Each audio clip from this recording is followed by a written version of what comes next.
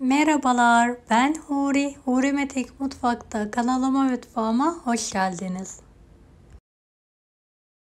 Evde boş pet şişesi olan herkes bu deseni kolaylıkla yapabilir. Pamuk kadar yumuşak, lezzetli, muhteşem bir kek tarifi vermek istiyorum. Tarifimize hemen başlayalım. 4 adet yumurta beyazına 1 fiske tuz ekleyelim ve karıştırmaya başlayalım. 1,5 su bardağı toz şekeri azar azar ekleyerek katı kar haline gelene kadar karıştıralım.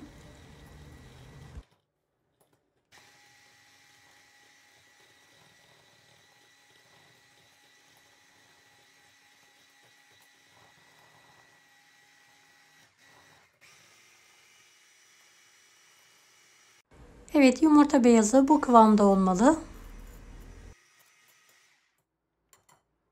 4 adet yumurta sarısına yarım çay bardağı ılık su, yarım çay bardağı sıvı yağ eklenerek karıştırılır.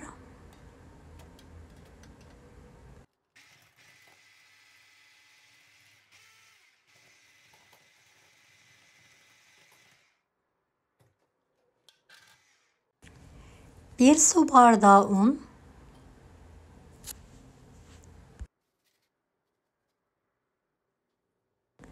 1 su bardağı nişasta,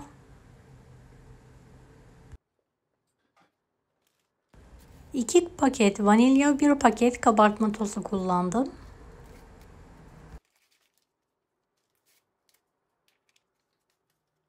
Tüm malzemeyi karıştıralım.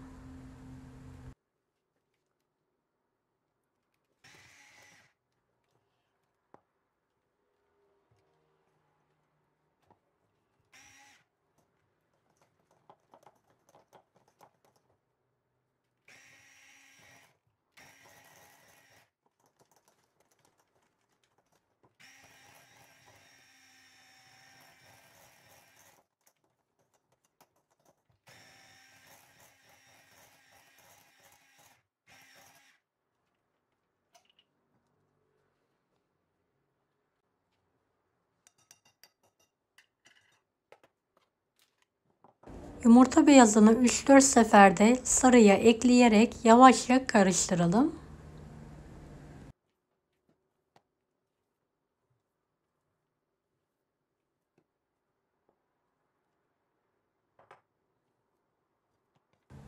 Videomu izlerken buraya kadar geldiyseniz yorum kısmına herhangi bir emoji bırakırsanız bana destek olmak için sevinirim.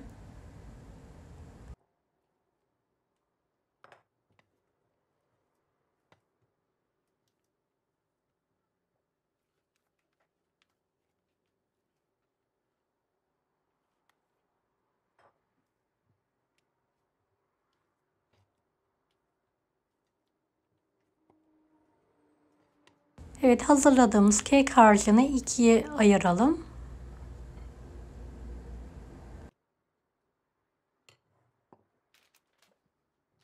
Yarım paket kakao ekleyelim.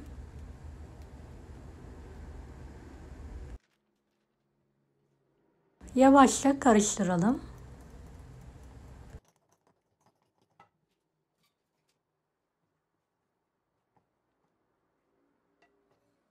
Çok az su ekleyerek diğer kek harcıyla aynı kıvama getirelim.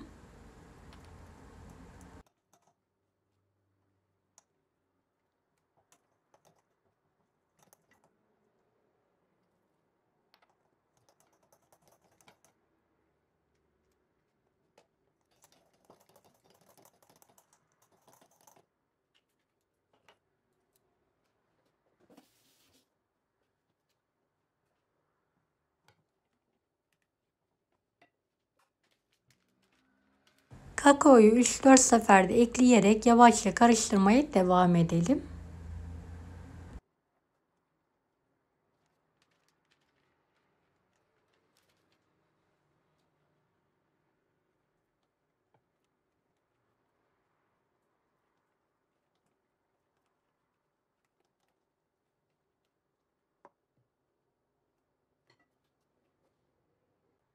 Rahat dökebilmek için kek harçlarını uygun kaplara alalım.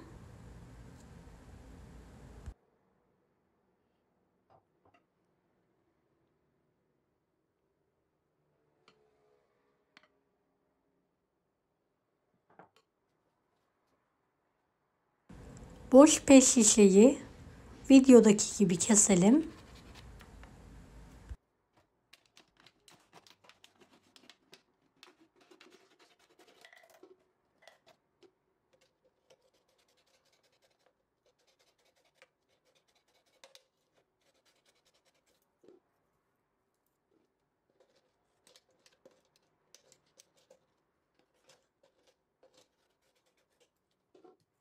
Yağlanmış kek kalıbının tam orta kısmına pet şişeyi yerleştirelim. Bir vanilyalı, bir kakaolu olacak şekilde kek harçlarını bitene kadar dökmeye devam edelim.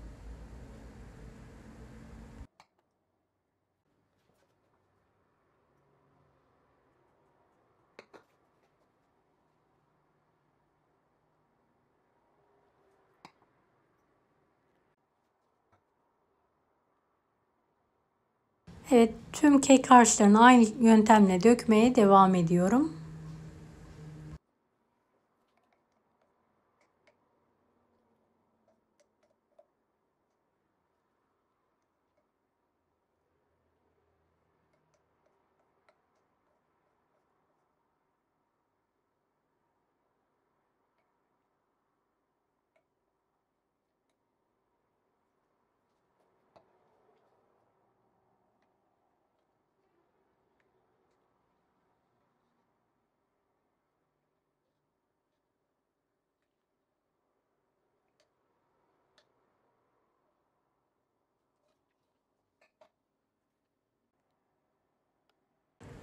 Pet şişeyi dikkatli bir şekilde ortasından alalım.